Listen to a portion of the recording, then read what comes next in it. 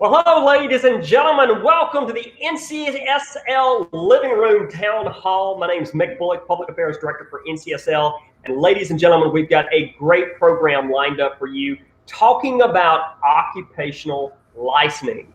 Now, ladies and gentlemen, this was on behalf of a 4-year study and a great partnership between the National Conference of State Legislatures, the Department of Labor, the National Governors Association, Center for Best Practices, and the Council of State Governments. Over 16 states participated in this consortium, and in fact, many of these states had meaningful and significant changes in occupational licensing as a result of this particular study. So again, ladies and gentlemen, to talk a little bit more in detail about this is NCSL's very own Suzanne Holton. Thank you so much, Suzanne, for joining us once again on the NCSL Living Room Town Hall. And a newbie to the NCSL Living Room Town Hall is Carl Sims, one of our partners in this particular project from the Council of State Governments. Carl, thank you so much for joining us on this NCSL Living Room Town Hall. Now, before I bring Suzanne and Carl on, I want to show our webpage that we're going to be talking a little bit about and where you can find this report. This is a great resource, and a lot of the things Suzanne and Carl are going to be talking about is again located right there on our webpage, as well as that video right there, which we'll be talking a little bit more about that particular video later in the program, but does a great job of detailing this particular project. So without further ado, I want to go ahead and get started with Suzanne and Carl. Suzanne, I'm going to go ahead and get started with you if you don't mind. Let's just honestly get to the basics. Talk to us. What is this report? Yeah, thanks, Mick. Thanks for having me. Really, this report is the culmination of 4 years of work, again, with NCSL, the Council of State Governments, and the National Governors Association Center for Best Practices. A little bit of a mouthful. But yeah, in this report, we've tracked the legislative trends over all 50 states as it pertains to occupational licensing. The report provides multiple policy examples of occupational regulation that occurred in these 16 states. And it highlights some of the goals and the progress that the consortium states made over the course of the 4 years. And Carl, I'm going to come to you because, in a lot of these programs, I always like to say, let's bring this back home. What can our constituents, state policymakers and legislative staff take away from this report, in your opinion? Sure, and first, thanks very much for having me on. The report can really serve as a primer for policymakers to help them understand occupational licensing policy and really be able to frame and assess that issue within their own state, and also learn how occupational licensure policy can be a complement to other state efforts, those involving, reintegrating individuals with a criminal record back into the workforce, or supporting military families, or some of the subtopics that are addressed in the report. I also want to say that the report serves as a repository for a lot of the resources that NCSL, CSG, and NGA created over the course of those 4 years. And then all this can serve as a blueprint for state action, not just on occupational licensing policy, but really it shows good strategies for states to just advance policy and how effective partnerships can be instrumental for state success, and the effectiveness of having a third-party facilitator and being able to message policy actions all are highlighted in this report. Carl and Suzanne, I don't mean to put you on the spot, but something that really just occurred to me also is that, during the pandemic that we're finding ourselves in, this report particularly comes out at a fantastic time. I mean, we're seeing a lot of occupational licensing working across state borders and everything in this current environment. Is that correct? Yeah, we saw over the course of this pandemic, we saw all 50 states take action to allow for licensed workers, especially in healthcare fields, to work across state lines. And so, yeah, it's very timely, very relevant. And I think the question for 2021 is how states might look at expanding some of those temporary extensions. Wow. And again, ladies and gentlemen, we're talking about the brand spanking new occupational licensing report, assessing state policies and practices.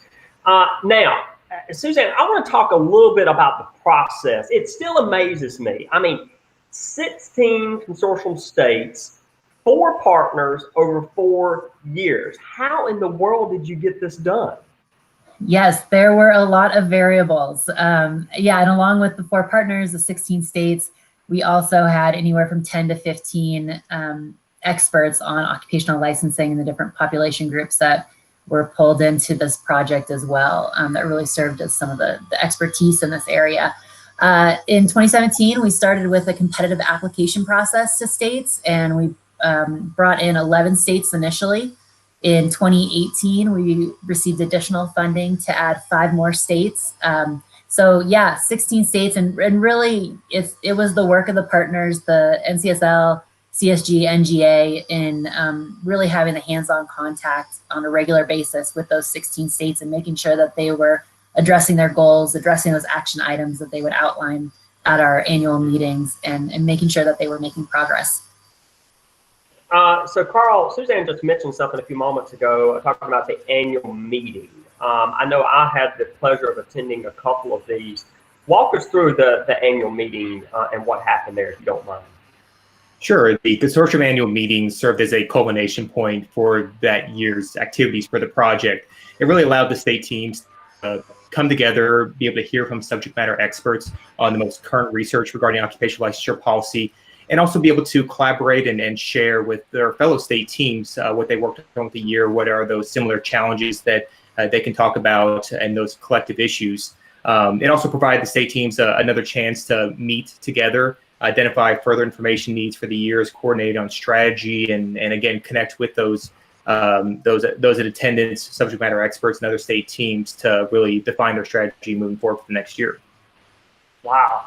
Now, Suzanne, talk to us a little bit about where, if people wanted to find more information about this, about the whole program itself, where can people go? And it's my understanding also that our broadcaster, or producer, I'm sorry, Berkeley, is going to put this link and everything into the feed. So if you have more questions, talk to us about that particular page that we have there, Suzanne. Yeah, since sometime in 2017, we've been managing our occupational licensing webpage. It's ncsl.org/stateslicense. And we have our national occupational licensing database on there. We have our legislative database and tracking there, as well as plenty of resources and research on the 4 different population groups that were part of this report. Portability options, which CSG has done a lot of extensive work on, and then links to timely blogs. So all of that is on the ncsl.org/stateslicense webpage. And also talk to me a little bit about the video that I mentioned at the beginning of the program. I know when I watched that, first of all, that was a phenomenal, it does a very, very good job of breaking down this project, but it also does a little bit more than that. Talk to us a little bit about that video, Suzanne. Yeah, definitely. I mean, it gives kind of a primer on occupational licensing in general.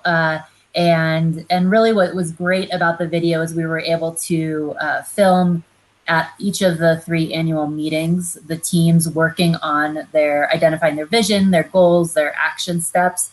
And we also spent some time interviewing participants. And so in the video, you will see some of these interviews with participants who really explain in their own words the value of the involvement in the consortium project. And Carl, talk to me a little bit about your work there. Again, one of our partners in this project was the Council of State Governments. Talk to us a little bit about some of the future things in occupational licensing that you've got coming up in your role there at CSG. Sure. So like NCSL, the work is ongoing. Right now we have our national conference which is held digitally this year. We have a session every day now through next week. So we've had quite a few sessions on occupational licensure and some of the themes that were identified in the final report. So I encourage the audience to check out those sessions. We do have them recorded and available. We also have one particular to teacher licensure and the possible use of interstate compact to help that profession and their mobility. That's going to be tomorrow at 2 p.m. Eastern. So encourage people to check that out. And like NCSL, will continue to work with states in helping them with their policies around occupational licensure and ways that we can help deliver the message that's highlighted in the final report. And again, ladies and gentlemen, for more information, check out the link that our producer, Berkeley, has put right there onto our feed. the chat function there on Facebook. You can click on there and it'll take you to the report. It'll take you also to the whole project itself. Carl, Suzanne, thank you so much for joining us here on this NCSL Living Room Town Hall. And ladies and gentlemen, don't forget, same place, same time next week right here on NCSL Living Room's Town Hall. We're going to be talking about the legislative process and what's happening in January and how legislatures are going into session. Again, next Wednesday, join us back right here on Facebook Live. Thank you so much.